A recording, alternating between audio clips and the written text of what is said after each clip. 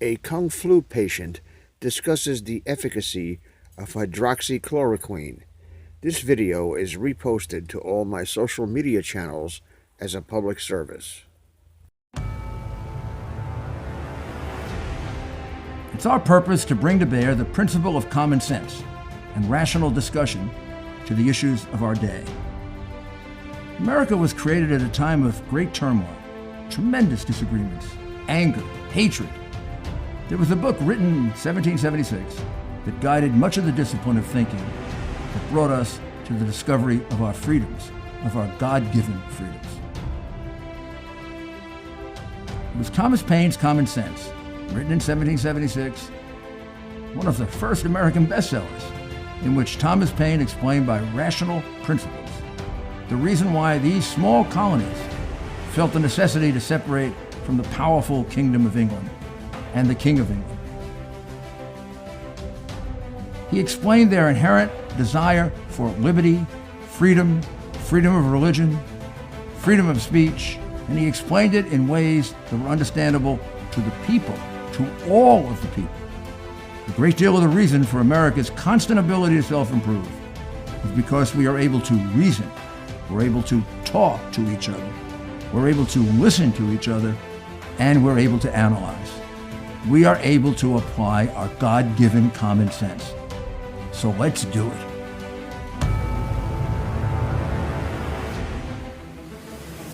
Welcome back. We're now going to interview Rabbi Shalom Lipskar. He is from the shul at Bal Harbor in Florida. And Rabbi Lipskar, thank God, is a survivor. Rabbi Lipskar has gone through coronavirus. He's gone through it in a pretty bad case of it. And I'm going to have him describe, what happened, what he thinks helped. And also for those of you who are, and we all are, interested in what someone goes through, particularly at the bad end here, I think the rabbi can be very, very informative and very helpful, because this is a very thoughtful man who has thought out what needs to be done to protect people. So Rabbi, it's great to see you. It's great to see you looking well. We talked a few days ago and you seem much weaker.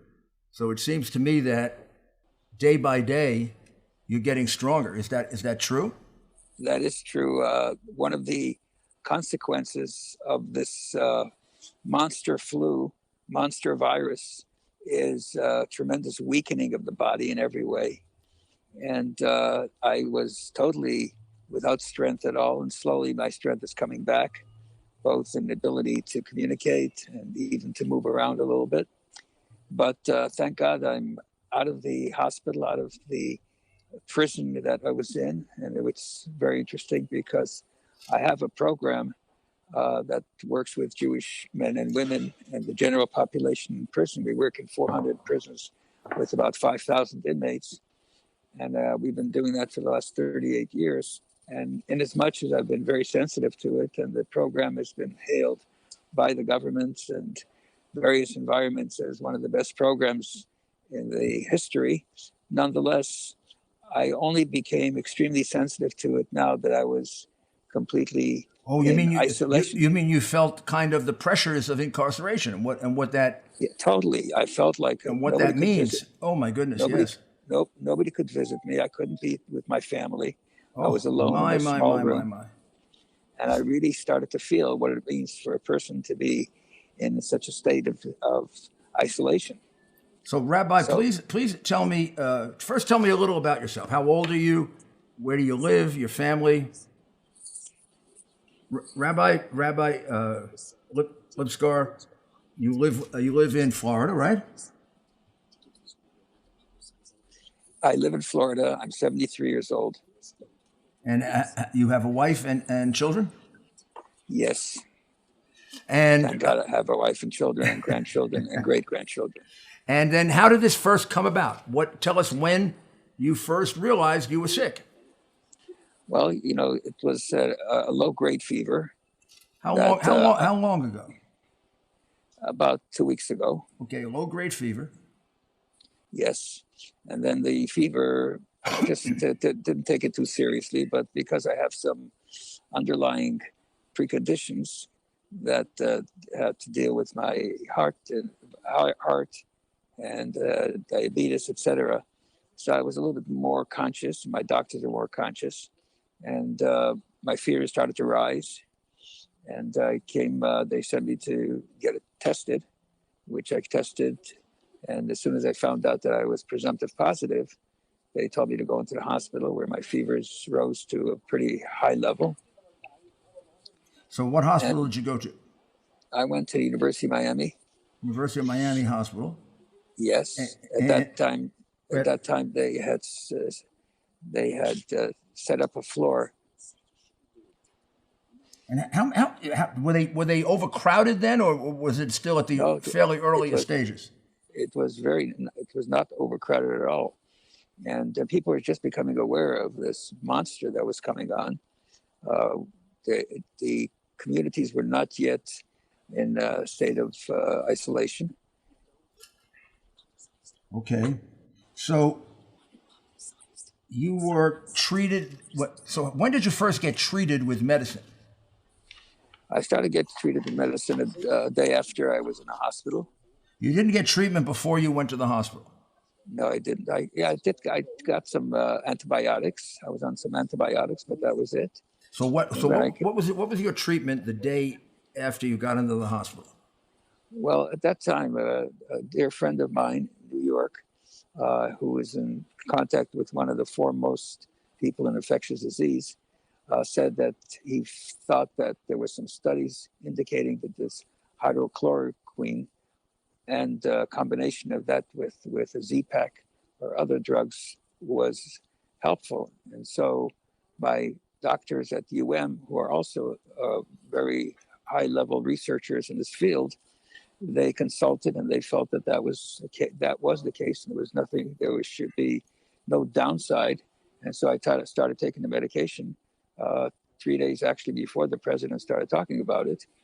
And it was a 5-day regimen, and thank God my fever broke. My fever had been up to 103.5. My fever broke, and I was able, after a few 9 days actually in the hospital in quarantine, they sent me home, which I maintained this quarantine and isolation. But thank God, it's getting stronger and better with no fevers. And I believe strongly that that medication was effective in halting this virus in some fashion. So 1 day into the hospital, after talking to some, were they doctors in New York? Yeah, well, this friend of mine, he's very close to one of the top doctors in the world, Dr. Agus in California. And he had recommended this concoction of medications. So this doctor recommended the hydroxy, the Z-Pack. Right, hydroxychloroquine.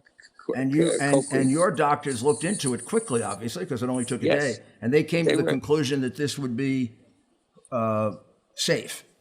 Yes. They probably couldn't conclude whether it would work or not because you didn't know whether it would work or not at this point, right? Right, but they considered it to be safe, and they had all kinds of precautions because after you take this medication, it could affect the heart. So they do an EKG 3 hours each time after they give you a dose. And the dose is like 5 days, 2 doses per day. And how do you remember the milligrams? It was 400 milligrams a day. They gave you 400 milligrams of hydroxy twice a day? Yes. It was 200 twice a day. 200 twice a day? Yes. 200 milligrams of hydroxy twice a day for 400. Yes. And then the usual Z-Pack, 2, and then 1, 2, 3, 4? Yes.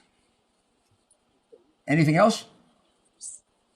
That was basically it. And they also gave me some antibiotics, right? So to make sure there was no ancillary infection. And so that regimen was a 5-day yes. regimen. Yes. Have you since taken any of those pills? No. So after the 5 days, how did you feel? Thank God, I feel much better, though it's still very weak because that's the nature of this illness. You know, it takes time for the strength to come back. and I'm basically most of the day I'm resting here at home in quarantine myself, together with my wife. And in fact, when anybody comes to visit me, they're at the other end of my yard here. So after the 5 days, you felt better, not cured, but you felt better. Yes. And then how soon after that? As soon as the fever broke, you start feeling better because you don't have that flu symptom, which is a very, very strong flu. It's like, as I said, it's like flu on steroids. So what was it like in that first 4 or 5 days before the fever broke? How bad was it? It was just, as I said, it was like a flu on steroids. You know? So it was. People would have to look forward to a terrible situation. Well, yes, very painful. Well, it was actually very uncomfortable. You're chilled. Your body's chilled. You sweat. You look forward to getting the next dose of Tylenol, which they were giving me IV. Did Tylenol help, by the way? Yeah, it did help, but very temporarily. You know, every 6 hours, the fevers came back again. So, but it was a temporary help that removed that chill, the body chill, and the body shakes as you have when you have a strong flu. But eventually the fever broke, and thank God I haven't had fever since. And again, though I'm still feeling extremely weak, but at the same time, I'm, thank God, on the mend, like they say. So the fever broke after how many days on the hydroxy? 5 days. So on the 5th day, the fever broke? Yes. And since then, things improved pretty much every day? Yes. I mean, they improved to the extent where you just start feeling a little stronger. At the beginning, you can hardly get out of bed. You cannot move out of bed. So how long were you in the hospital altogether, doctor? 9 days. 9 days. And then you came home still feeling pretty weak. But each day, I mean, I can just tell from talking to you 2-3 days ago, last night and today, you seem stronger today than you were 3 days ago. I do. I feel stronger. And I just have to mention, I know this is not relevant to my own personal experience, but it did affect me.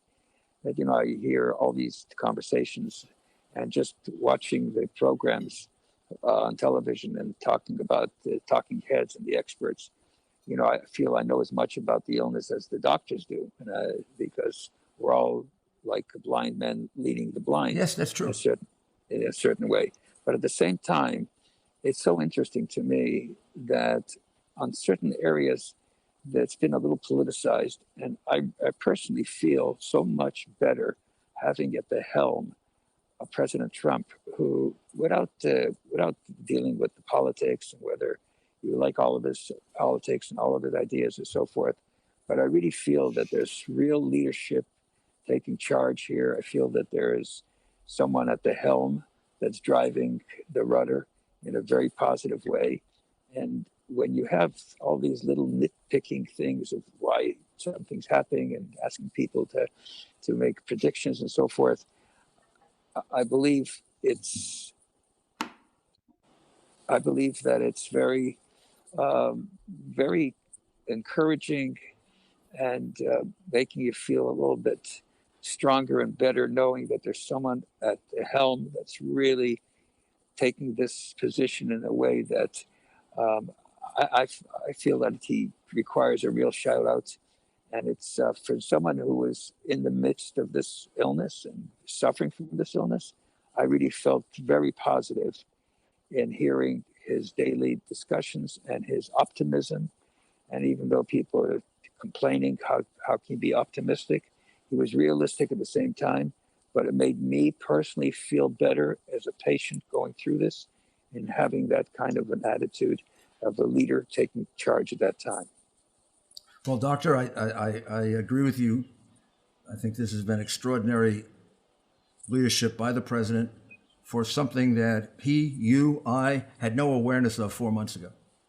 It's called a novel coronavirus for a reason, because it's new, and everybody is somewhat, hopefully, making intelligent guesses And it sounds like the hydroxy and the Z-Pack for you was a very good thing. And It was. that's something that I don't think would be being considered nationwide if it weren't for the president having the courage to come forward and say this, even though he knew he was going to be criticized by a lot of the more narrow-minded people. I believe that the fact that his background is not politics but business in a certain way, and a professional in a certain way, gives him that courage to take positions that are, you might say, out of the box and moving forward. And it's very interesting that I believe in my own lifetime, and I'm sure in yours as well, this is the first time that the entire world, everybody's on the same page. Everybody's concerned with the same issues. You know, all of a sudden, all the petty matters that people generally deal with, Yes, they become secondary. You know, it's not, nobody's thinking about those because it's touching everyone's home. It's right there in our center. And it's under these circumstances that we recognize the power of Almighty God, and the fact that we have to believe that there's a conductor, architect, and director of this universe that's overseeing it and making sure that we're going to be safe. Thank you very much, Rabbi. That's absolutely beautiful. When do you think you will be, able to go out and get about and do the things that you were doing before? Well, I believe that right now, because of the uncertainty, they're not sure if you have the antibodies that reject this infection, this virus. And so they're being a little bit careful to make sure that you don't get reinfected. Of course. So what do they give you any prognosis on when you can go back to, being in more normal communication with people and going out and doing things? Well, even though I myself may have created the antibodies, and that'll be a little bit safer, but because I'm the head of this community here, I don't want people to feel that they should take a lackadaisical attitude towards it. And so I'll probably stay quarantined and isolated for as long as the community is. And may I ask what you and the community are going to do about the high holy days? Well, right now, we're not planning that much in advance. We're taking it one day at a time. All of our programs are online. We have multiple classes going on all the time. We have our staff and volunteers who've called every member of our community to find out if they need any help. We have teenagers that are delivering food to people. They deliver it, they pick it up and deliver it with masks and gloves. I know that community somewhat, and I know how wonderful it is. But Rabbi, I'm going to just ask you, I'm going to finish with a somewhat theological, philosophical question, which is, doesn't this seem like this will be a very, very poignant and very appropriate celebration of the Passover, given what's going on? Because I get a feeling with all the people locked in and all the people worried about, you could think of it as the angel of death, right? Coming to them and hoping that it passes over them and praying to God. It's a very, in a certain way, it's a very similar kind of experience. You're absolutely correct. In fact, today is the first day of the month of Nisan, which is the month of redemption. It's called Rosh Chodesh. Mm-hmm. And in fact, the temple was dedicated beginning today and 14 days until the Passover holiday with all of its preparations. And you're absolutely correct. We're all of a sudden recognizing another level of freedom. You know, that freedom is not necessarily being behind bars, but freedoms can be freedom from our own limitations, from our own infringements, and recognizing that we can be in charge of ourselves in our own spaces. And if you told somebody a while back that your kids are going to be home, for the next indefinite period of time and not go to school, people would say that's crazy and it's never going to happen. Right. And at the same time, at the present time, we're starting to feel a little bit of personal freedom, the personal sense of purpose and meaning in life that transcends what we have been used to in this artificial kind of world that we've been living in. So I believe it's a very, very potent time for our introspection and recognition of what true freedom is, freedom from all kinds of infringements and limitations, and the keeping up with the Joneses, and all the materialism that has overwhelmed us. Oh, it's beautiful. And, it's a very positive experience, and I appreciate you giving me the opportunity to share that with you. Well, Rabbi, I'm going to check in with you, if you don't mind, on a fairly regular basis. And when is Passover this year? Passover is 1 week from last night. So I'm going to call you back. Excuse me, 2 weeks from last night. So I'm going to call you back around Passover because I'm considering having my own Seder. I may need some instructions. I've been to many. I'm going to have to, you're going to have to get me one of those simple book. You know, I remember I've gone to very Orthodox Seders. I've gone to conservative Seders, and I've gone to Seders that I don't think you would recognize as Seders. But if you could get me one of those simple little books. I will be, not only will I get you one of those books, if you can tell me the address in which I can send it to. I will. I'm going to get it. But I will also send you a short video of how to conduct a Seder. My goodness. Well, I'm going to see if I can, we'll do it under the most sanitary circumstances imaginable. I'll find a few of my friends who are, we'll definitely do it because I think this is the year in which everybody should celebrate a Seder. I appreciate it. God bless you. God bless you. Nice to talk to you. Bye-bye. Thank you.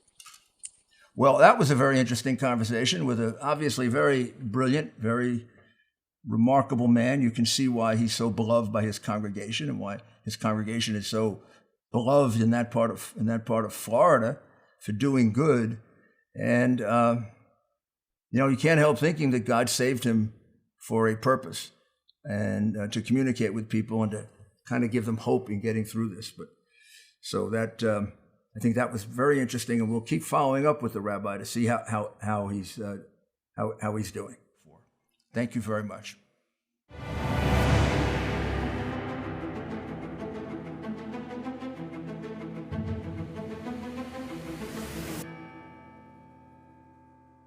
And before I go, I want to tell you that we have designed a t-shirt appropriate to the current crisis that is sure to become a collector's item.